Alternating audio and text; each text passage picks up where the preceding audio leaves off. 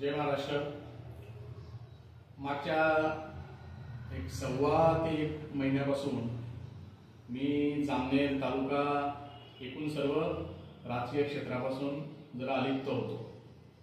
कुणाच्याही संपर्कात नव्हतो। बरेच कार्यकर्ते, पदाधिकारी, पत्रकार बंधू असतील किंवा माझे जे हितचिंतक होते असे काही जण वेगवेगळ्या कामानिमित्त त्यांनी मला फोन संपर्क केला असेल, परंतु मी सर्वांपर्यंत पोहोचू शकलो नाही।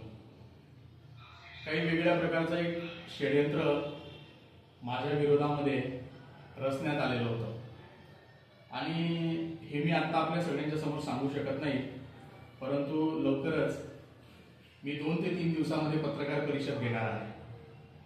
त्या पत्रकार परिषदेमध्ये जामनेर तालुक्यातले माझे सर्व शिवसैनिक, सर्व शिवसेनेचे पदाधिकारी, महाविकास आघाडीचे पदाधिकारी व महाविकास आघाडीचे सर्व कार्यकर्ते यांना सर्वांना आवाहन करतो, तसेच जे माझे हितचिंतक आहे जामनेर तालुक्यातील अशा माझ्या हितचिंतकांना सुद्धा आवाहन करतो की हे जे हुकुमशाही आहे, या हुकुमशाहीचे पाडंमुळं जर गाळायचे असतील तर आपल्या सगळ्यांना जे काही कटकारस्थान माझ्या विरोधामध्ये रचलं गेलं, घडवलं गेलं, हे आपल्या सगळ्यांच्या समोर मला मांडायचं आहे।